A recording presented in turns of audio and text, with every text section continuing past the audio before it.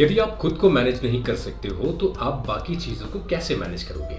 आप पूरी दुनिया की समस्याओं को ठीक करने की कोशिश ना करें। सबसे पहले आप खुद को मैनेज करो, बाकी सब अपने आप ठीक हो जाएगा। अपने आप को मैनेज करने की प्रक्रिया को हम मैनेजिंग सेल्फ कहते हैं।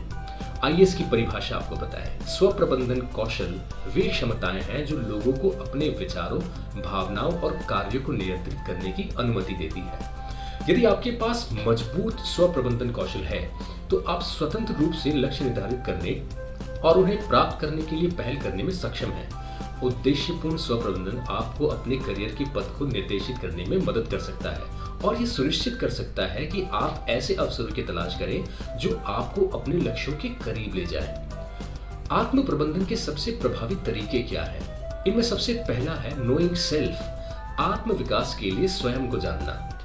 इसमें सबसे पहला आता है सेल्फ कॉन्सेप्ट। सेल्फ कॉन्सेप्ट ये है कि हम अपने बारे में कैसे सोचते हैं और उसका मूल्यांकन करते हैं।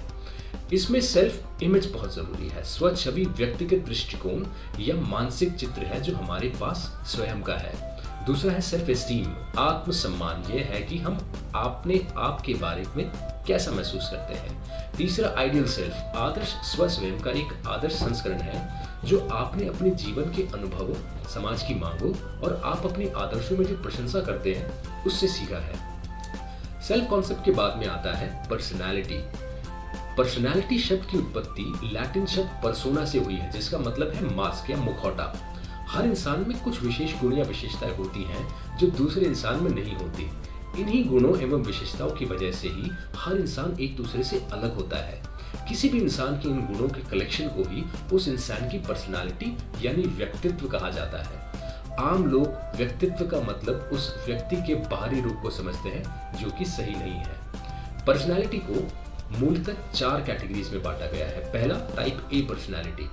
इस तरह के लोग अत्यधिक स्पर्धाशील होते हैं, वे हर काम में रुचि लेते हैं। टाइप बी, इस तरह के लोगों में कंपटीशन की भावना नहीं होती। टाइप सी, इस तरह वाले लोग नेचर में अट्रैक्टिव और शांत दिखाई देते हैं। टाइप डी, इस तरह के लोग अत्यधिक कष्ट सहन करते हैं। पर्सनालिटी के बाद में आता है मल्टीपल इंटेलिजेंस। मल्टीपल इंटेलिजेंस एक सिद्धांत को संदर्भित करता है जो छात्रों के विभिन्न तरीकों का वर्णन करता है और जानकारी प्राप्त करता है।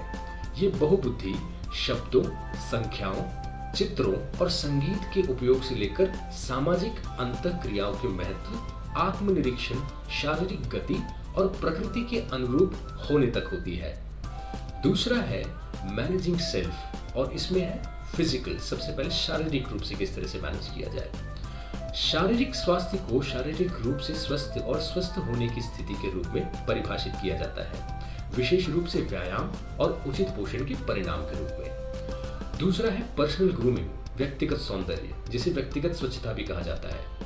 उचित स्वच्छता को आत्म देखभाल के माध्यम से आपके शरीर की देखभाल करने का कार्य है। तीसरा है हेल्थ, सही खाएं, व्यायाम करें, तनाव कम करें, मुस्कुराएं और हंसें, अधिक पानी पिएं, थोड़ी धूप लें, सही से सोएं, हाथों को धोएं। चौथा है हाइजीन, स्वच्छता एक समुदाय द्वारा स्वास्थ्य और स्वास्थ्य जीवन के संरक्षण से जुड़ी प्रथाओं के समूह को संदर्भित करता है। और पांचवा है टाइम मैनेजमेंट, अपने काम को निर्धारित समय पर करके समय का सदुपयोग करना ही टाइम मैनेजमेंट कहलाता है। पढ़ाई कर रहे छात्रों के लिए इससे निपटना बहुत जरूरी है क्योंकि उन्हें अक्सर ये समझ में नहीं आता कि कब पढ़ाई करें और कब दूसरे काम।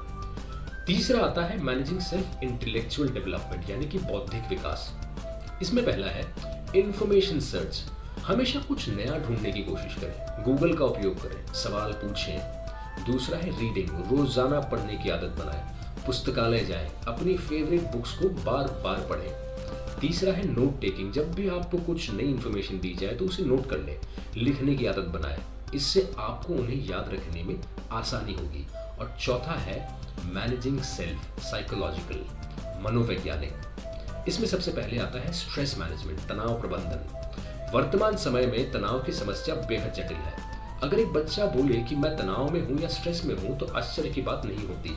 आज एक बच्चा भी तनाव से मुक्त नहीं है। समय निकालकर योग का अभ्यास विद्यार्थी को आवश्यक रूप से करना चाहिए। जंक फूड से सावधान रहने की आवश्यकता है। अपने जीवन शैली में खेल को आवश्यक रूप से शामिल करना चाहिए। खेल कूद के माध्यम से जहाँ शरीर को स्वस्थ रहता है, अनेक प्रकार के रोगों से निपटने की क्षमता भी उत्पन्न होती है। सेल्फ मैनेजमेंट के लिए आपको ये 3 चीजें बेहद जरूरी है करनी।